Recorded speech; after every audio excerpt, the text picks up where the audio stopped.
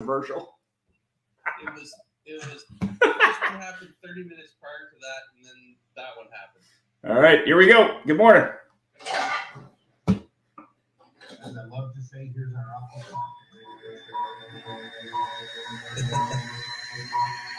Ready, set, go.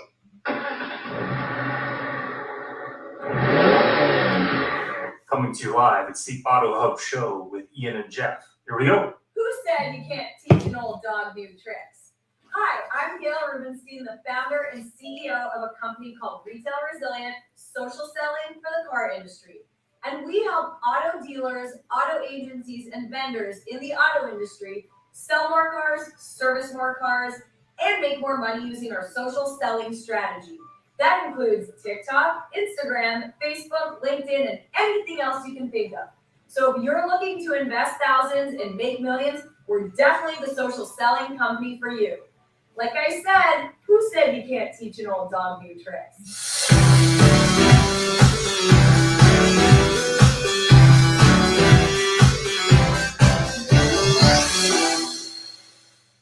I was at Larry Feldman's seminar. So happy I came, having such a good time. Thank you so much, Larry. One of the best trainers in this area for sure. I don't know about anywhere else, but as far as I know, he's the best. So, told you twice, take advantage. Thank you guys. I'm at Larry Feldman's seminar, and what I've found is that what he's really good at doing with his knowledge and with his training, he's not filling a bucket, he's lighting a fire.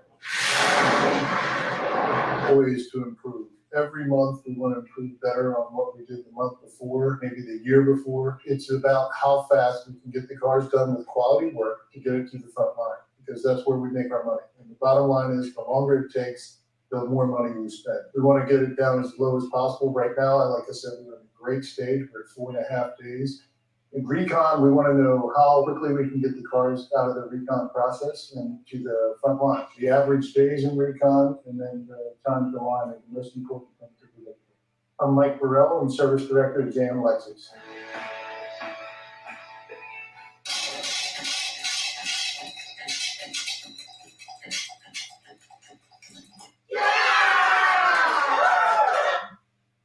All right, good morning and welcome. Sorry about the audio. Sometimes there's a difference between the audio in the on the Zoom and on the live feed. I'm not sure what that is, but it's technical. But audio comes out great live and recorded. Anyway, a couple books. If you Been around for like 8-9 years, haven't perfected it yeah, yet. exactly. So if you didn't watch the video, definitely check it out. It's been banned in a lot of places, but it was a fight in a Sherm. It was kind of interesting. Got banned on YouTube immediately, but if you're curious, it's out there. The other one was an interview with an Indian guru talking about how he had to go to the U.S. to experience stress and stress management. He didn't know that even existed before he went to the U.S. So it's kind of interesting.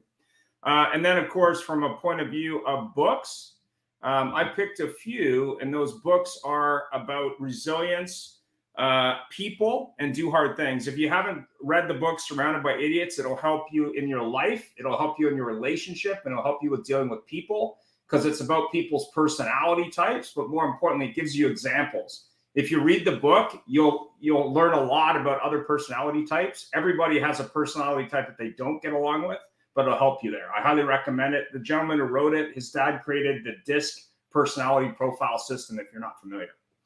Resilient. Good book on that. And then Do Hard Things, because I believe dealing with stress is really about resilience and how to survive no matter what happens. Go ahead, Jeff. Well, this is one of the favorite parts of the show for me.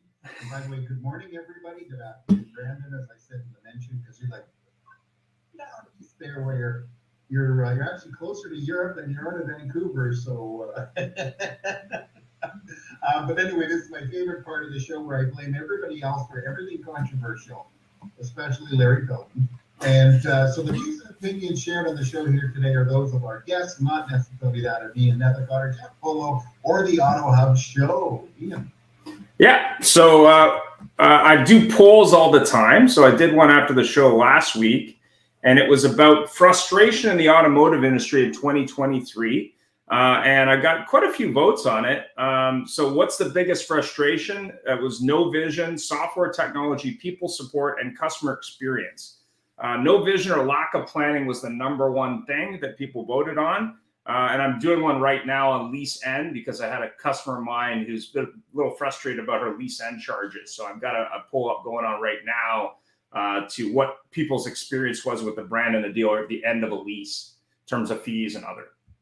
So we're talking today about the Frontline show. How can you handle it, or can you handle it? So let's get into it, Jeff. Oh, definitely. This could be really good. And I mean, the front lines are what it's all about, right? It always has been. And, you know, I always used to train my salespeople, and I'd tell them, I'd say, you know, a customer makes their decision on how they're going to get treated in the service department of the dealership within 1 minute of meeting a salesperson. And frankly, it's very true. And dealers tend to put everything they have on somebody that's got about 6 minutes experience. And it reminds me, actually, before I mention the question, years ago in Canada here, there's a very large TV network that has a program called W5. And this program every year does a show called Secrets of the Car Salesman.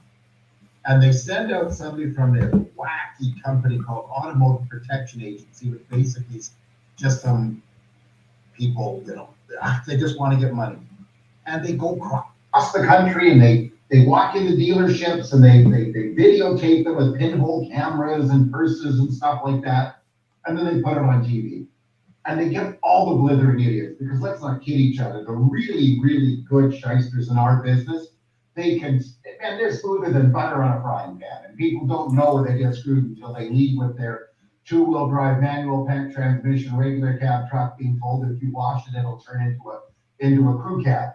And so this one year, a long time ago, they had a salesman, an Asian salesman, new to this particular dealership.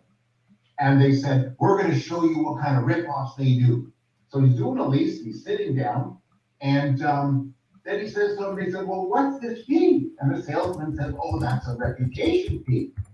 A reputation fee? Yeah, because we got a good reputation. And it was a dock fee. And he didn't know. I bet you he'd been on the floor a day. English was not his first language or very good at it. And they went on and on and on. That was just a blithering idiot. He didn't know anything. So that's frankly how they do the frontline people. Nevertheless, enough for me, because it's more important our guests here. And I'm going to introduce our guest. And I want to tell you, I'm very excited to have this gentleman on. I've known for a long time. First time on the show.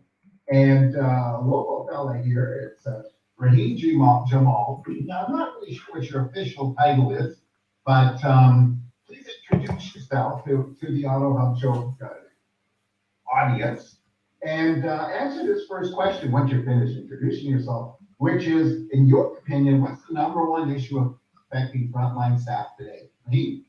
Hey, so nice to be on the show, Jeff. Yes, as you said, we've known each other for quite a while, and it's been an interesting few years for sure in the automotive business. I've transitioned from managing a day-to-day operation with the Dilawri Group. I moved over to Go Auto as one of their acquisition managers, as it's been harder to find cars, and I just decided that that's something I want to take on more of. So I've just basically, I've been buying cars. That's what I do for a living.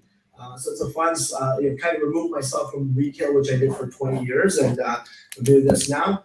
But yeah, so to answer the question, I think, times have changed definitely quite a bit. And so, as far as what's happening on the front lines, I think, obviously the last 2 years have changed the way the interaction with the customer is. We've gone away from day-to-day training, morning meetings, and all those kind of stuff. So just basically, I think if you put an iPad sometimes at a store, it might do a better job than having some of the sales guys that we have in the store. But it's the lack of our training. So I'm sure you guys see it a lot more in the dealership level, where it's, you're almost like, it's just like what Ian said with that book. It's, you got to read a book on personalities to know who's going to look after your client best, right? And where's that guy best suited? He might be the guy that should be in the service department in the back, but he's in the front right now saying hello to the guy walking through the door, who's obviously more educated than anybody else that's walked through the door. They've done all their homework. They're coming in with their armor, and so that's my opinion on that. Perfect. Thank you so much. Thanks for joining us. When you mentioned an iPad, it reminds me of Big Bang Theory, where Sheldon was his virtual self will have a screen on a little robot. And, you know what? We saw at NADA, somebody actually had the robot running around. And you actually, in this thing rolls up and goes, hello, I am your virtual. This is X, Y, Z. Next doing this is, hasn't been on in a while, but from Steele Chevrolet in Dartmouth, Nova Scotia. For those of you who don't know where it is, it's way east, further east than anywhere else than anybody fit on the show, is Brandon Smith. Brandon, thanks for joining us again. We really appreciate you taking the time. Please introduce yourself and then answer the question about the number one issue today. Yeah, my pleasure, guys. It's good to be back on the show. It's been a little bit. So my name is Brandon Smith. I am the new car sales manager and director of finance for Steele Chevrolet, which is the flagship store of the Steele Auto Group.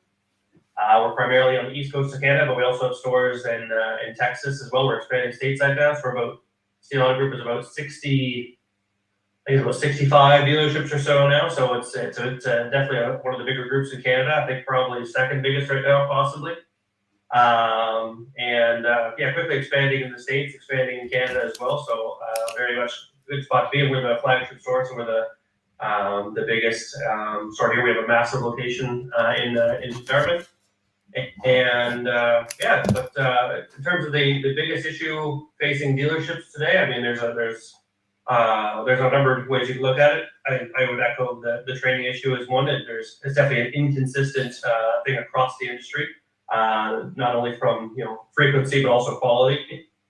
But another issue right now is just there's still inventory issues that are plaguing the dealers. There's still used car rates are kind of changing daily. I've never seen such volatility in the used car market like we have these last little while. We went from a spot where we couldn't get enough trucks and couldn't sell trucks as fast enough or quick enough for as much money, and now I have trucks that are aging on a lot. That's changing. You can't kind of give them away anymore. So things change quickly, and it's important to stay informed and connected. But I think another big issue is just the competitiveness that sometimes people will resort to shadier tactics to get a deal than just try to be transparent and deliver good quality customer service. Sometimes that issue still often, but it is nice to see that some of those dealers are getting forced out of the industry now, which is kind of elevating the quality of our industry, which I think is a good thing as well. So kind of a double-edged sword there, a good and a bad. Terrific. Well, thanks. That's a great viewpoint. Again, we appreciate you being here. And last but way not least of our official guest here is a rock star of the car industry, because I told you that earlier today.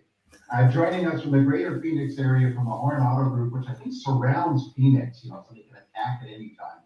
Is April, please say hi, introduce yourself, although you're far from a stranger, and tell us your opinion of the number one issue affecting the frontline staff today. Well, good morning, everyone. Glad to be here on a bright and cheerful Monday morning. I think the biggest issue is actually mindset. We have a lot of staff who have never had to quickly pivot. So those of us that have been doing this for a long time, we've had enough history to understand when things adjust, we adjust, and we adjust quickly. And those that adjust quickly will overcome very, fast, and we're ready to rock and roll. So as things are starting to adjust right now, as Brandon mentioned, interest rates are going up, training, we have a massive issue with that.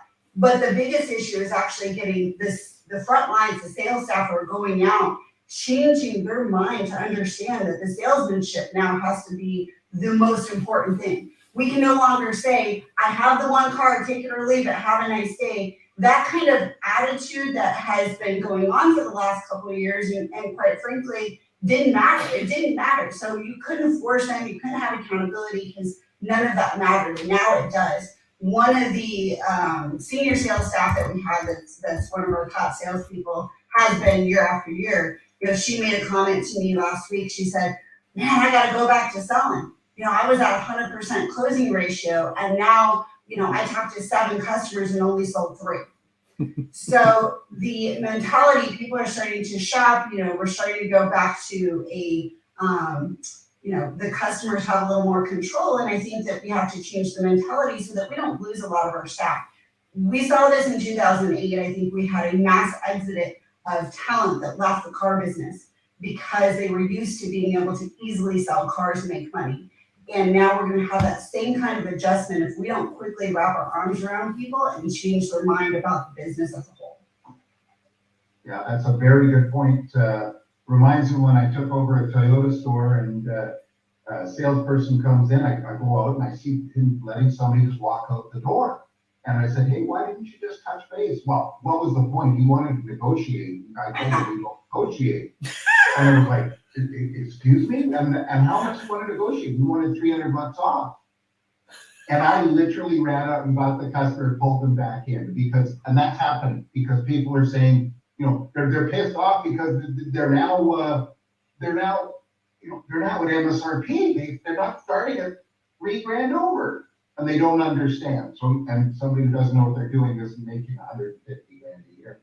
I just wanted to acknowledge too, Peter, Joe, and Larry. Thanks for being here every week. Larry, thanks for standing behind us like you wouldn't believe. And Peter and I have been going back and forth in chats and stuff about this topic for weeks and weeks on end. So it's a great thing. Ian, next question, please. Yeah, and a special thanks also to Jim, who logged on there for a bit from Rapid Recon, one of our sponsors. Really appreciate it. And in addition, one of the other sponsors of the show I want to mention is VidCalls. If you want to get a 30-day free trial, reach out to me. Happy to help. Anyway, yeah, thanks everybody. And if you aren't familiar with Otter.ai, definitely check it out. It allows you to have a virtual assistant in a meeting. It's pretty cool. Not that I get money from it, but it's pretty cool. Yeah, Otter.ai. It's not perfect, of course. So video's been virally spreading of a sales manager in GSM on a physical fight in a Toyota store in California. In your opinion, is this just an abnormality or is it an indication of how the frustrations of the last 2 years have taken their toll on dealership staff? And if you haven't seen it, it's kind of like a hockey fight, but in the middle of the showroom. Multiple customers videotaped it. It went viral, and it's been blocked on most social media networks because it's saying it's inappropriate because it's violent or something. So people shared it with me, but I had trouble finding it because it was blocked everywhere. Pop in on that for a sec. I have to tell you, what disturbs me more than anything else is the fact that rather than get in there and do something about this, save the dealership, save the look of the dealership, save the reputation, maybe save somebody from getting injured, they're pulling out their phones because I want to be an influencer. Sorry. So let's talk about April about this. I mean, I know this never happens at the Horne Auto Group, but I was just curious as to what your opinion is of it. You know, I kind of chuckled when I saw it, and I know that's probably the bad, not the good response, but 20 years ago, that happened daily. Like, that was a daily occurrence in the showroom, like every single day. I mean, I can't even tell you how many times I had a GSM pick up one of the sales guys, slam him down, bust all his butt. I mean, I could do a whole show on exactly all of these things. The difference is to, what you were just saying, we didn't have these guys, right? So that was the difference. Back then, we weren't videotaping these occurrences and putting it out there. And as more and more people are videotaping things, I think us as humans have been a little more careful about, what we do or don't do in the public areas. So, but that used to happen daily, like every single day there was some sort of fight in the showroom.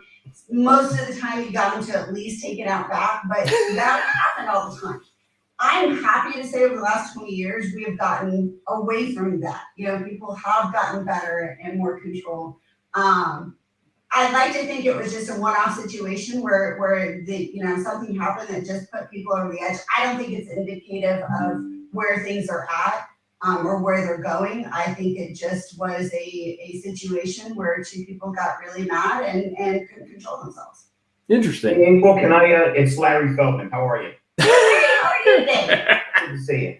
I'm going to take slight issue with you, and you know everything you say I take as gospel. I actually think this is a net effect of not of people being more careful, but being more prone to be jackasses. When you think of how much bad behavior is celebrated and magnified by these stupid little devices, it's now okay to be, and this is a technical car term, Rahim, it's now okay to be a stone asshole. Because when I was a kid, we were embarrassed if we acted like jerks. Today, being a jerk is like great. The stupider you are, the more you misbehave. So this is just an outline of people having no impulse control. It's the same characters over and over behaving stupidly. April, I'd love to tell you I watched sports as much as I did when I was a kid, when I was a fanatic. I don't. I'm an old grumpy white guy. It started with the kneeling for the national anthem and the dancing around. But what I don't understand is all these guys are paid more than we're paid. And some people in this program are paid very well. All Ian gives me is a stipend. It's paid really well. How do guys that are paid well, and I'm saying guys because as you know, April, men are a lot stupider than women. It's just a biological fact. How do you keep seeing flags and penalties in the NFL for celebrating when every once in a while it costs somebody a game? It's because our impulse control has been destroyed. Maybe 25 years ago, two guys got into a fight because they were trying to support their family, and there's nothing worse than financial pressure. That breaks up more marriages than sex or politics or anything. But today it's okay to be an idiot. You know, look how many views I got. Yeah, but you're acting stupid. Yeah, look how many views I got. So it might also be an offshoot that, like everybody's commented, you see somebody getting shot or stabbed, you don't jump in to help them. Hey, look at this. Isn't this interesting? Somebody's getting shot or stabbed. So it may be the boomerang of everybody being a jerk. You'll have, I know this is going to sound insane, you'll have guys emulate that. Oh, you will. Now it'll become a thing. Unfortunately, with it going viral, somebody else is going to want to be viral. So you have the copycats, right, that are almost staged that you'll start to see coming out because of this. So by the way, April, I shouldn't have said anything about the stipend. Apparently, Jeff just stopped payment on my check. For my bologna sandwich this week. It's very sad existence. That's okay. He was just giving it to me, Larry. He said, hey, you know what, I'm gonna stop paying it to Larry so that we can get April a stipend. Well For the Venmo now. Well deserved. Anybody that hangs out with Kaylee and Wendy is okay in my book. Thanks, Matt, Larry. We definitely had a good time. Stress management. The reason why it happens is we condone it. We allow it to happen. It should not happen. Examples should be made immediately. We all know that there's a huge trader out there with a colorful past, and we allow him to come into the dealerships. Because why? Because he's going to bring money to the dealerships. We accept bad behavior because it's acceptable because we're going to profit off of it, and it's wrong. It's like, why would you have Jordan Ormond come in and run your financial institution? But we have someone in dealerships now that is doing that, and it's wrong. Yeah, it's like all the stuff going on with banking where they said, oh, you know, this banking has failed. Well, they don't know how to run a bank. Maybe you should get someone in charge who knows how to run it. Maybe that's an idea. It goes past that. It goes past rewarding bad behavior. Yeah. We are just like we're rewarding bad behavior by liking it, sharing it, and quite frankly, as you've been talking about it, is kind of rewarding that bad behavior. But the bank's going down is because we reward the bad behavior. We bail them out. We say it's okay, little Mr. Bank, that you're too stupid to run the bank, so we'll bail you out. We're doing the same thing in society across the board. We have become a society of rewarding bad behavior. You know, rather than celebrating the things that people are out there doing good, we definitely reward bad behavior. Yeah. And the lack of accountability. Yeah. One of the reasons that in college, my short stint, I remember thinking, gosh, it's so interesting, not that people break the law, but that more people don't break the law because there's certain societal restraints where not everybody runs out and breaks into stores and robs and rapes and does all kinds of crazy things. Everybody on this panel is smart. It's a smart panel. So everybody has occasionally bit their lip or done something they didn't want to do because they didn't want to lose their job. Mm-hmm. But when there's no sense of permanence or loyalty, hey, I got fired.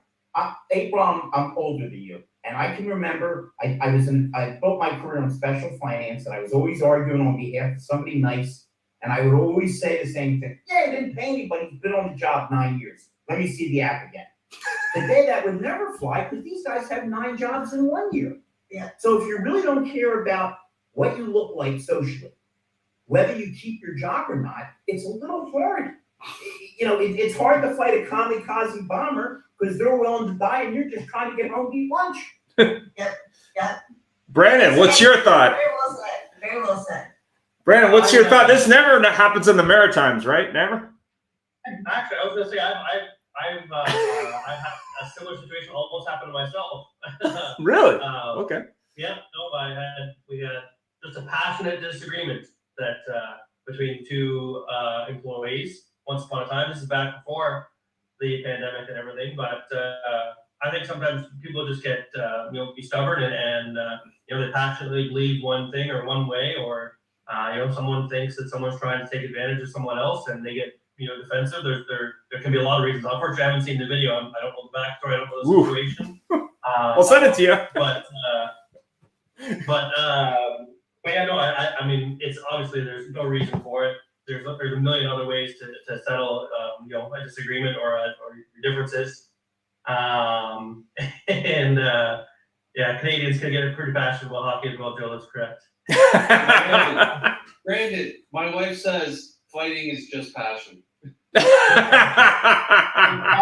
just passion with injuries. Yeah, no, I don't think in your professional workplace you need to act professional and be a professional person. So that means you don't go around beating up your coworkers. That's generally viewed as unprofessional where I come from. But I think there can be a lot of different reasons for it. I don't think the pandemic has changed anything. I'm sure an increased stress, which I'm sure can create as you say financial hardships, different things like these that motivate people for different reasons. But whatever the cause was, whatever the disagreement was that created the fight, the fight wasn't the answer. There's other options. There's other ways to get around it. You go take a walk, go to a million other things besides start punching your employee in the middle of the showroom. 100%. Brandon, that's way too reasonable and thought out of a response. You have no career in politics. You're making way too much sense. By the way, the cure to a disagreement in a dealership is you go into the back room, you each fill up a balloon with helium, take a giant toke of helium, and then argue. That's a good resolution.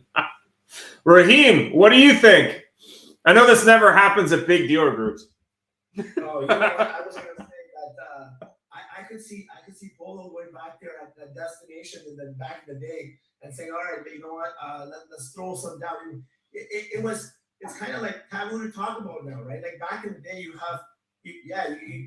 take a guy in the back, you have a conversation, and it happens every day, right? Someone stole your up. Like I've unplugged someone's phone before and said, hey, you're taking too many sales calls. And but yeah, it's like society's changed. Everything is recorded and everything is seen, and you are put in a public eye. Like what Ian puts on LinkedIn is seen 4 seconds later, and everybody knows Ian knows what his political outlook of things and how things are. And so I think respect is kind of it's deviated from the daily life of everyone, and we're kind of not.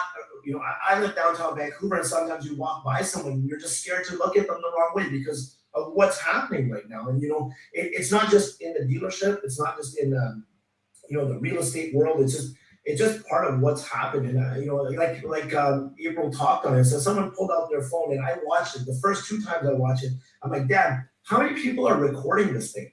Like who's getting involved to stop it? And I was so pissed off about someone holding their phone. And I was like, this is not, it's not cool. We already have a bad name in being an automotive people, and they're like, oh, here are these guys again going at it. And it's just like, we're not like that. It's just, we're having a decent conversation right now. So, Right. And that's my opinion for sure. Just blown out of whack. Yeah, 100%. I mean, I remember I worked for a deal group years ago, and 2 of the fleet managers got in a fight, and one threw the other one through a glass window, shattered the window. I think it was over a car deal or something crazy, but this was like a big plate glass window. It's like, what are you guys doing? Like, what are you doing? That's where they made the box king. Yeah, it's craziness. Jeff? Well, I have to tell you something. The scary part of this video wasn't all that stuff. And yes, I brought up the topic of the video. It was a sales manager and a general sales manager. a Toyota store in California is going to be a store that probably does a minimum of 200 new a month. That's a little store. And 150 used. That's a Toyota store, 100 used. Like, where's the adults in this room here? When I manage teams, and it's like, if Rahim, you said I'd take somebody else back. No, I never got into a fight, but I'm a big guy. I used to walk in and I'd see people do it. I'd literally grab them by the scruff of their neck, throw them apart, and give them, like a mother dog, bark at them a couple of minutes and say, grow up and go away. That's what a manager does not get into a fight. Now, granted, one of them was a big guy, but the other was a little guy. So the little guy probably didn't back down. Just not making, no offense, Larry. But moving right along here. I happen to know Japanese self-defense. I would have ran his ass over with a Toyota Tundra. Larry, this would be a good time to tell the story about how you backed off the union guys with your Hello Kitty umbrella. I'll make this very brief. I owned a dealership. We had a union shop, and they positively were trying to hardball me into putting me and them out of a job. And I knew I had to have the 14 guys give me back 11 days, which they were adamant it's not going to happen. And I was going to meet them, and it was going to be the big standoff. And it was one of these days, April, where it was cold enough to rain, but not cold enough to snow, but it was that close. And my wife said to me, you can't be going out there without a hat or a coat. I happen to be a wind in the cold weather. So my wife said, take an umbrella. I don't want a damn umbrella. So I take the umbrella, and I'm standing out there telling these guys that, quote, I will burn down this effing building before I let you take us out of business. I'm as tough as you are, but it started to rain, Rahim, and I'm freezing. So I figured my wife's right. I put up the umbrella, and I said, I'm as effing tough as you are. And they started laughing at me. I thought, shit, I thought this was a good tough speech. And I looked at the umbrella and had ears on it. Okay, that's the way I believe, Larry. That the showroom fight. I wish somebody would have whipped out their phone for that one. Exactly. Yeah. No, that was your wife setting you up to go against the union. That was your wife. You saw that whole thing. She's on the UAW payroll. Brother, you're better off with the union. You ain't negotiating with your wife. You surrender next. Exactly. So, one of the things we started off early in the show, Ian mentioned his friend that was returning a lease on a vehicle. And the story quickly is this is a big dealership that's very highly rated, but they wanted to charge her for her lease-ended inspection. They wanted, of course, they were doing the damage and the tires and the whole shebang. And it brought up something that, customer care. We've gone through 2 years, maybe a little bit more, of people being told, hey, you want to buy? Buy. You don't want to buy? And all of a sudden we're pivoting because everybody's got cars. Yes, the odd dealer does have it. So what is the state of customer care today? The gossip we talk about, Peter and I, of course, we gossip, is that terribly, because we have so many staff with very little experience and have never experienced anything but a market where they can go to say somebody, what do you mean you're leaving? I got a car. I mean, we drove it right to retail. And they have little skill. So other than your particular stores, because we know your stores rock, what's your opinion on this? Has customer care dropped? Are we really missing the boat here? And I'll go with Brandon. Yeah, I mean, I can't speak for their stores, but my store, we rock. So we have a very veteran sales staff, so they've seen the before and the during and the after of the pandemic. But we also have some new people who are relying on some of the veteran experience to kind of for some frame of reference to adjust how they're seeing things. So we had a couple people who started selling cars in the middle of the pandemic, and this is a whole new world for them. And a couple of them are struggling, a couple of them are asking for more help, and they're learning now as they're growing. This is not stuff that you initially would have figured out your first kind of 3 to 6 months on the job in the normal time. Your first 3 to 6 months on the job during the pandemic was you just making a whole bunch of money because you said, hey, do you want to buy this car? And they said, yeah. But now it's, hey, I'll ask car, like, well, what can you do for me?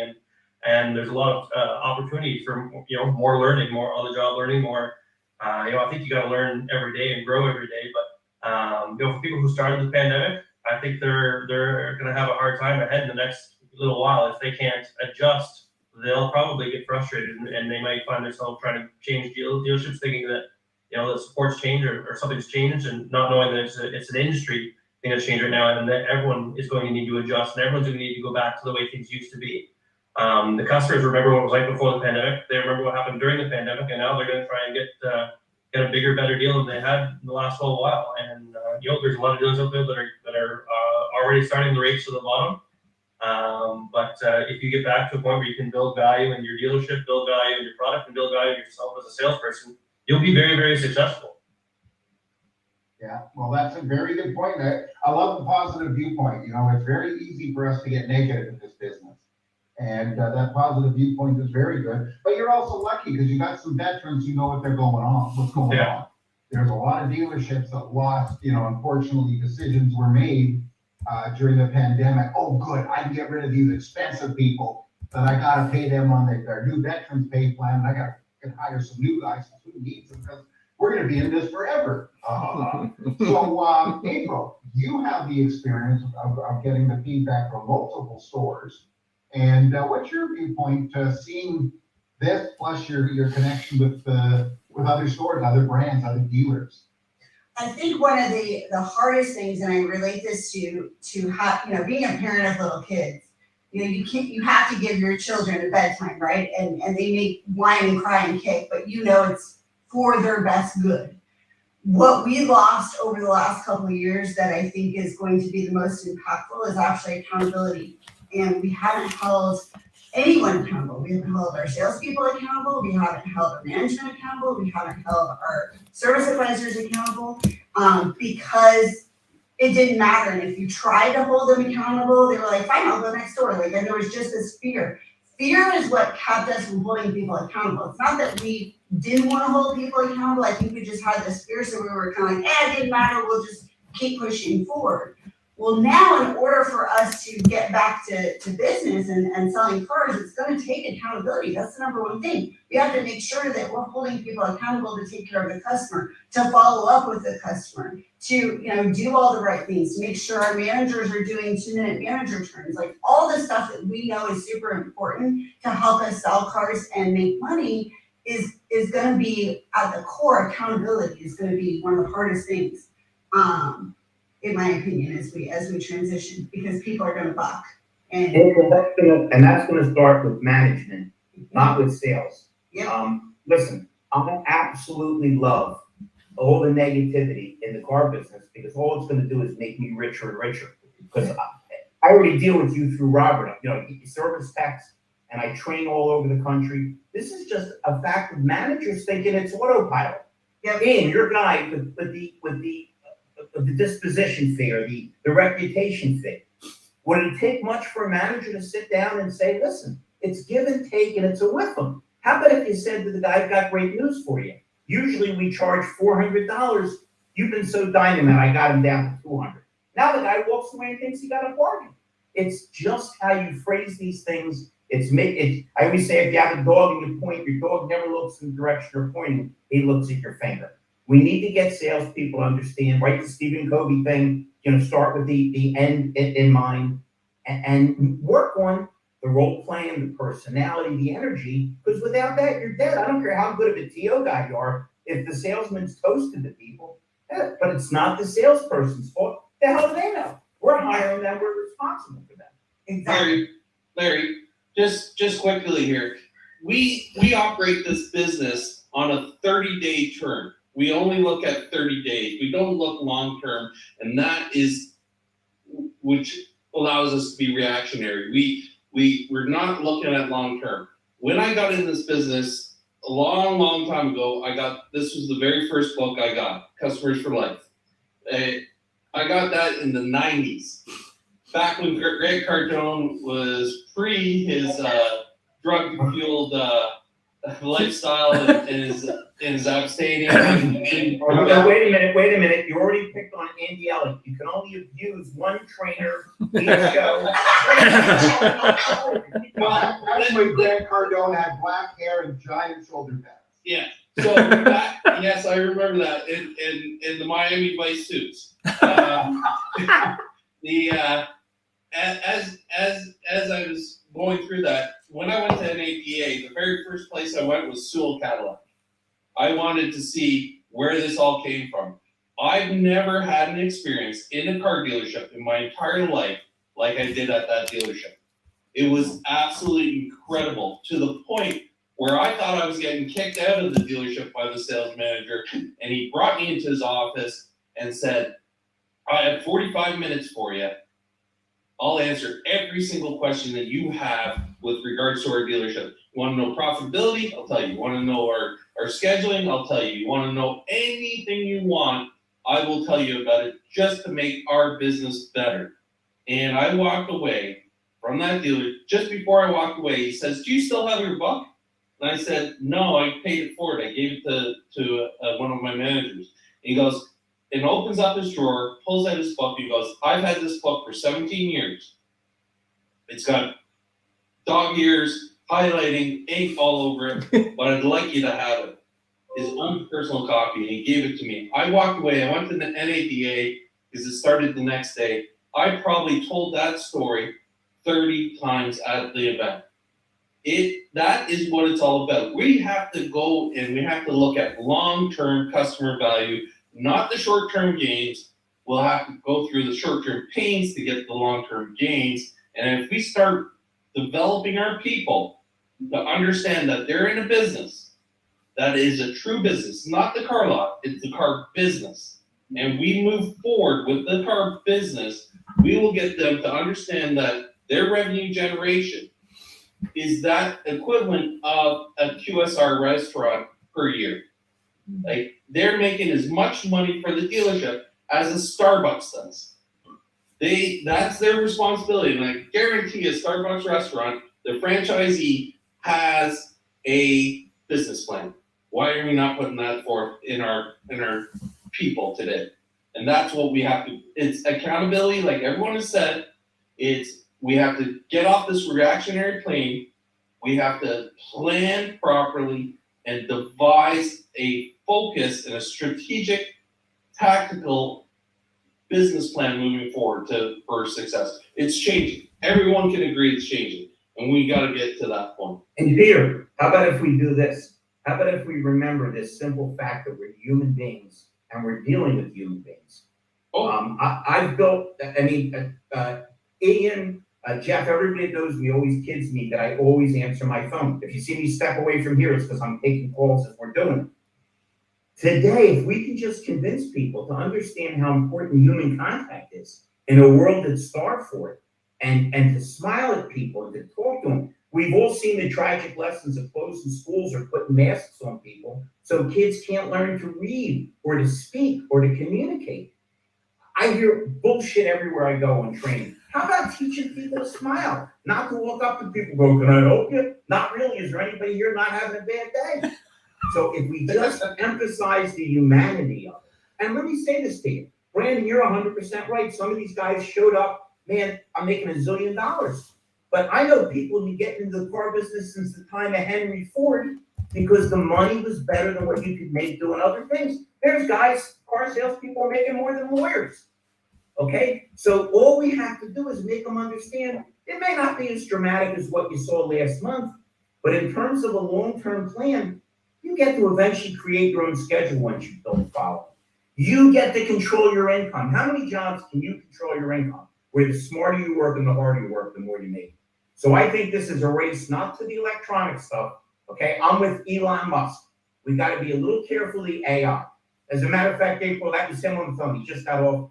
He complimented everybody. He apparently he did the research. That was not two guys fighting on that tape. It was a guy that wouldn't take the warning. So I guess that justifies it. I do want to talk about one thing when we talk about it, putting humans back into it.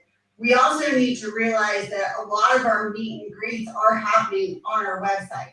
And I've been really passionate about people need to understand how we as humans are communicating in that way, whether it's here, everyone wants to know what my secret sauce is when I first went into internet after, being a desk manager and after being in the box and all of those years. I said, well, I just applied all the same concepts. I just did it here, right? Yeah. So whether it be via email, via text, via phone call, all those same things need to happen. I don't talk on the phone sitting down. I never have, even with the old school phone that has a thing. Like you would see me tangled up because I'm walking as I'm talking. That's because I feel it's important to have the smile, the energy, all those things need to happen and happen the same way. And I think we miss that spot in both sales and service still to this day, even after a pandemic and shutdown and Zoom things and all this stuff, we're still really missing that. I tell the service departments, I say, hey, we finally are just now getting GMs to admit that this is a digital showroom, but it's also a digital service lane. Yep. And how many of you have gone on and tried to set a service appointment? Is it even possible? I had my service director at one of my Ford stores get excited last week because he said, April, we were the only ones that didn't look like idiots in this big Ford meeting because that's exactly what they did. I said, now you understand why I'm so passionate about be a customer. Do the things that your customers are trying to do, and that's how you can find your biggest problems. Yet we still don't do some of those very basic things to help that long-term, stuff that Peter's talking about, right? How do we stop having these issues and stuffing all this stuff on your website? And yeah, some of it we have to do because the OEMs force us. It is what it is. But how can you make sure that your customers can navigate the stuff? Is to be them. Be a customer. 100%. We forget about empathy. We forget to understand that our customers want to be treated like we do. I was just at a dealership, I won't say the name, and I got a lot of people. It was a great session. The guy said, Feldman, do me a favor, help my service department. Yeah. I went back, I said, watch this, want to see some magic? I guess he was waiting for me to pull out, how I'm determining the hours and I said, no, let me talk to your receptionist. And she was like you, April, and I mean this is the nicest compliment. You could hear her smile over the phone. But she was doing something that all receptionists do, which drives me berserk. You would call to talk to somebody, and they would immediately send you to their voicemail. I said, how much easier would it be for you to say, let me check to see if Peter's available. 1 second. Okay, he's ready for your call. Hey, he's not available. Would you prefer voicemail or can I take a message?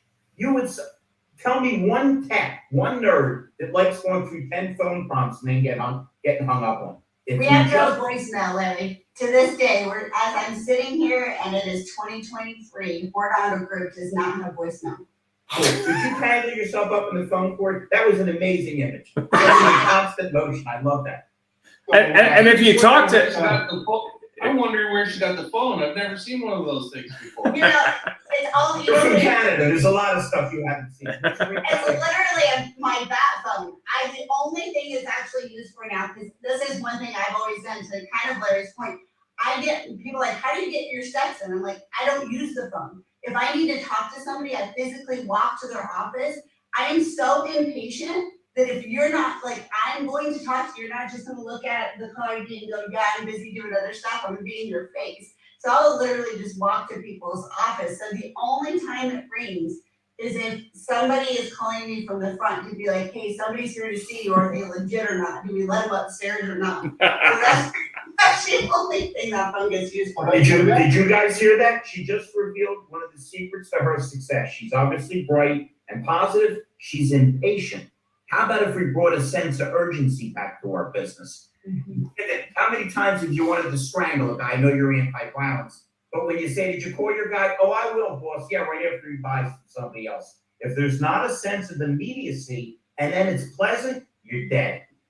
And Jeff, we haven't heard from the chance to create urgency. Jeff, because if we tell them to make 10 calls over 3 days of showroom follow-up, we haven't given them things to say. How do they create that urgency? And that is super duper key that we need to be the ones, I call it, the talking points, right? Give your guys things to talk about when they're following up. Otherwise, sometimes they don't call because they just don't know what to say. And the idea of this, just get them in. I swear that is like you want to talk about, I want to do physical violence, say that in front of me. Just get them in. Really, how? What's the strategy? It's magic. Load the lips on the phone like you would, they're going into the showroom. There's your headline, Brandon in Phoenix next week. Salesman beaten to death by stationary phone. Or choked. So, my poor Rahim is sitting there. His first experience here is watching the crazy show here. So, Rahim, I'm going to ask you, because you used to be a manager, and that transition where you can actually look at this from a different level. And so, what do you think's happening? I mean, you're probably not in the stores as often, obviously, as you used to be. But what do you think's happening with customer care? Because it's very funny, this Ian story with a BMW dealer. Yeah. The old thing is a BMW, it was like, hello, come here, get you a cappuccino, and that's changed. So what do you think with customer care? You guys hit every point, right? One of them was talking points, calling people back, so, do what you say you're going to do, right? We make a promise to someone, we're going to call them in 45 minutes and no one phones them back. And the guy's calling us, I got to drop off the service loan, or I'm going to be charged for it again tomorrow if I don't pick my car up. Am I going to be charged for it if I don't pick up my car? Like, no one's calling back. Is my car ready to be picked up? Car is sitting out back. It's not clean. Like, I experienced that myself. Like, not being in a store 5 days a week, I'm there 4 days a week or whatever it is. And if my car is not clean, like, as a manager, you get your car, it's all clean up. Now I ask one of the guys, hey, can you take my car out? Just get the oil change or whatever. And it's like 3-4 days, and you're like, who am I talking to? Where is everybody? Like, what's going on right now? And it's, I watch a transition from someone making the salesperson into the finance department. Now they're sitting in the lounge and they waited there for 25 minutes wondering who's going to come get them. Like, where is this next guy coming from? Like, who might be? There's a fear, and that fear escalates as they wait in the showroom with the unknown. So I think it's, telling people what they're going to get from the beginning, right? You're going to come in, you're going to meet me, A, B, C, D is going to happen, and we're going to get you in and out within a certain time frame. Time management, respecting time. People don't, they don't want to sit in a dealership for 4 hours, and that's why they go online and they try to preliminarily do all these things before they get there. And if you're not ready for them, they're having a bad experience. So, it's that old school saying, right? Preparation meets opportunity makes a sale, right? And if you're not prepared and you're all over the place, it's why you guys send out a call flow, because we could just chatter all day if there was no agenda, right? So I think that's missing, and if that comes back, and it's going to take a while, and you're going to have people that you got to rewind these guys. We're car guys, right? We always need to be reset. It's reset the mindset every day and get out there with a fresh mindset, and it'll all transition the right way. And sometimes it's just about. There's a saying that the best laid plans of mice and men who seem to go awry. And Rahim, you're part of a group that the corporate vision is take care of the customers, do it right. We know about Go Auto is a big group, and they're growing like a weed. They're almost as big as actually bigger than Steele. Sorry, Brandon. And but even they got caught up because the people up in the corporate offices in Edmonton, that's sort of like Phoenix with winter. They have a vision and they take care of customers. But one of your stores, one of the group, got on national news about how they screwed two customers around. And if you think about it, the vision has to come down to everybody. And Peter and I again keep talking about the crap starts at the top. And in this particular case, for what I understand, that the top was very good. They're very clear in their vision, but it stopped at whoever is making the decision at the store. Because this particular instance I'm talking about is people. One person had a Mustang Mach-E on order. Somebody else had an E-Transit on order. And Ford, with their great new digital system, let them track their order. Great news, your car is on its way. It's at the dealership today. And they called them up, it's not here, it's not good yet. And on national news, a VP of whatever it's called got raked over the coals by one of these great people. And he just said, hey, they screwed up. Yep. Had no choice but to throw them under there. But one customer couldn't get an E-Transit. No such thing. Stop building the darn thing. So they're screwed. Yeah, and nevertheless, Ian. Yeah, and it's funny. I got a call from a salesman, who's a vendor, wants to be on the show. We get these often, and he was apologizing for being persistent and apologizing for over communicating, apologizing for a bunch of things. I said, number one, who told you that? And number two, you have to have something to say. You can't just communicate at scale. You've actually got to have a reason. But more importantly, you have to have a process. And I think a lot of it is that they don't know what to do, so they don't do the right things. And that's, to me, is just, someone, be it their sales manager or another salesperson or maybe even clients, say to them, hey, man, like, I'm happy to listen to what you got to say, but you can't just barrage me with stuff and hope that works out. It doesn't work that way. So I think a lot of it is that salesperson who maybe for the last 2 years, it was easy. Now it's becoming difficult. So you have to have a meeting with them and say, listen, like, it's great that you made a lot of money over the last 2 years. We're happy about that. The next 2 years probably going to be different, and probably every year might be different. So let's prepare for that. But more importantly, let me teach you the why. And that was the thing that really struck me when I was talking to this friend of mine about this lease return. It wasn't the fees. It was like, why are there all these fees? What do you want that lease manager to say to the person who suddenly is landed with a bunch of fees that they weren't expecting? And what the thing that was really big for me was that her husband said to me, he said, this happens every single time I lease a vehicle from this dealer. And I said, okay, well then why are you not moving from brand to brand? Like, why? Because to me, it's not just that they're having these fees, it's that they're not listening to that customer who's obviously not happy.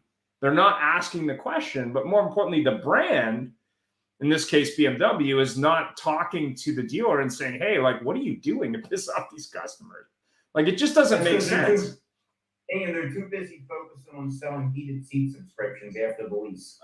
I guess, but to me, when I look at digital retail, and I, just like April, I manage an internet department. I took the same page from talking to a customer in the showroom, and I used it when I was talking to customers. And I had customers in who asked me all kinds of questions because they were different, because they're internet customers.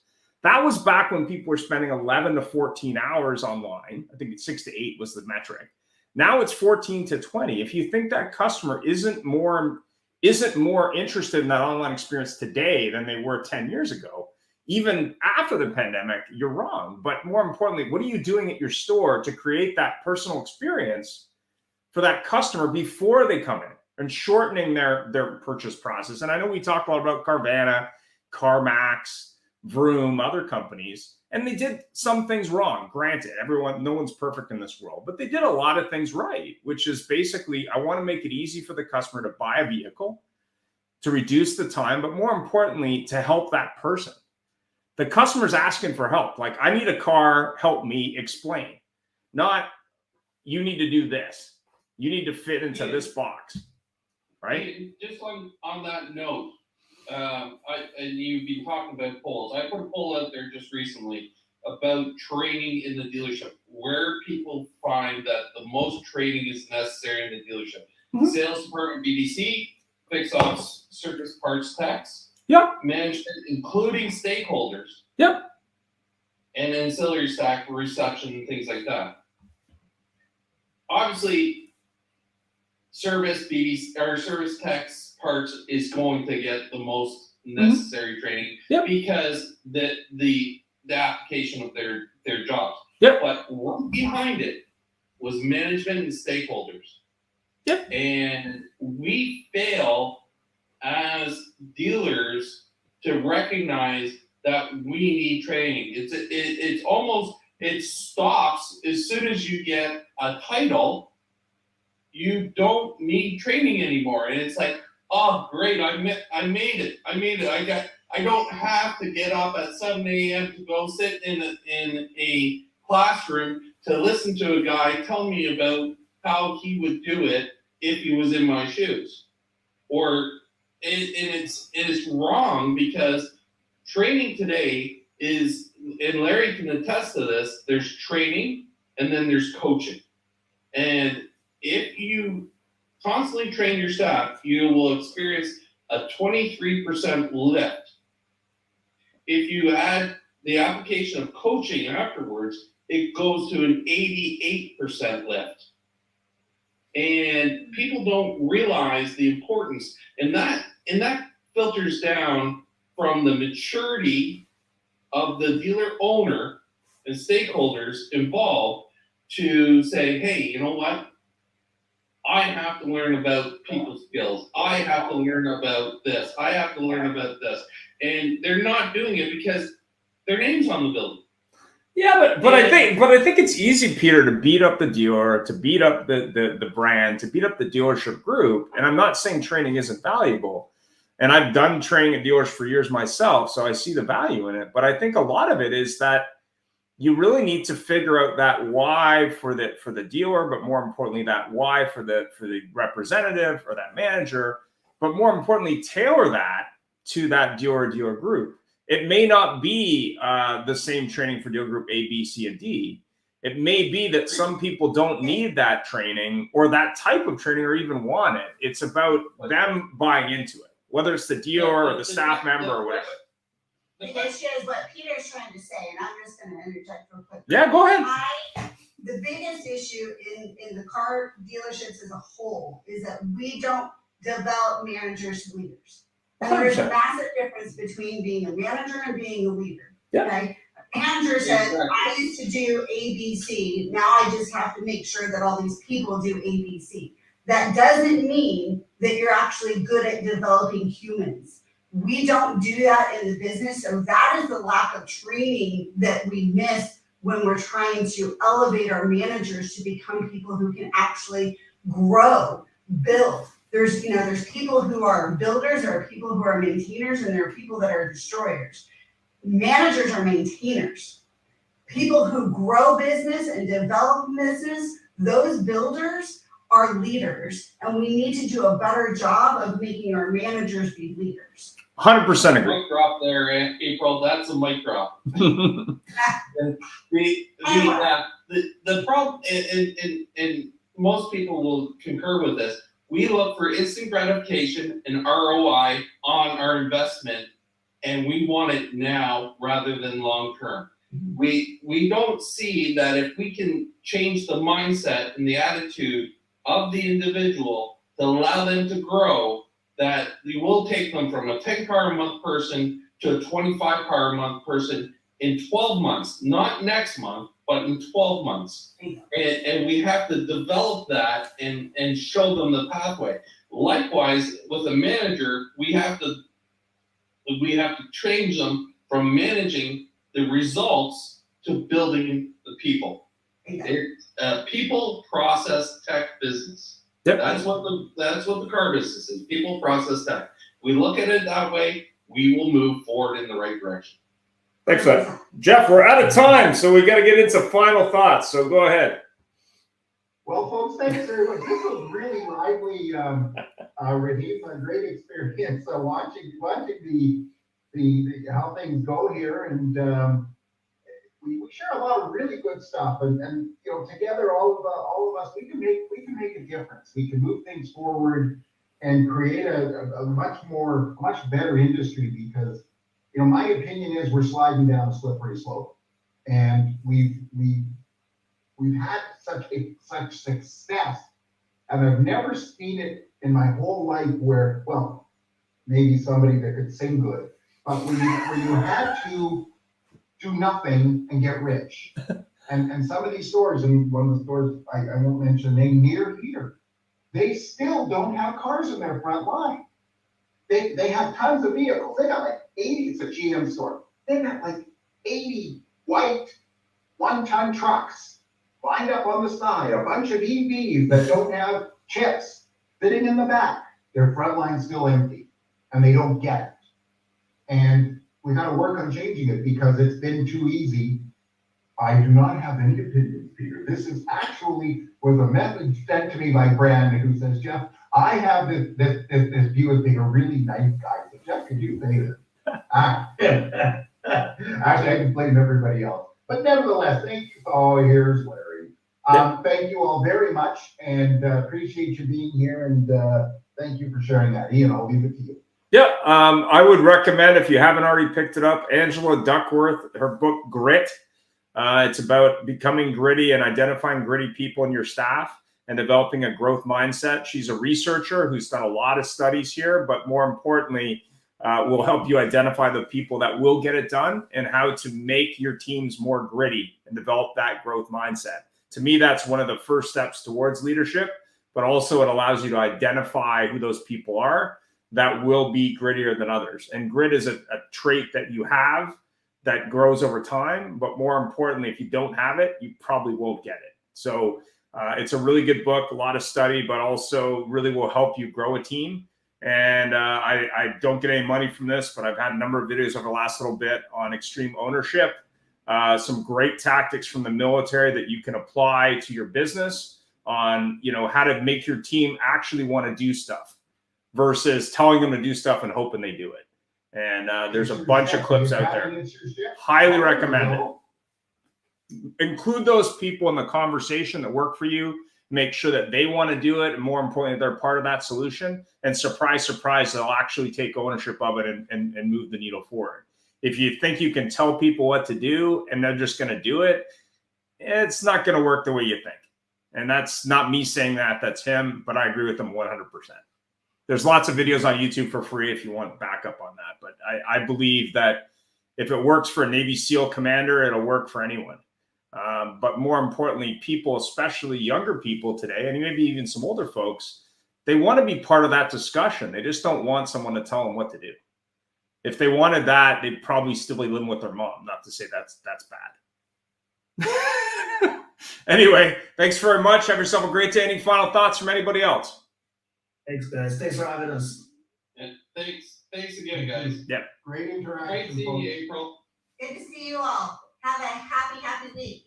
You too. Everyone. Bye for now.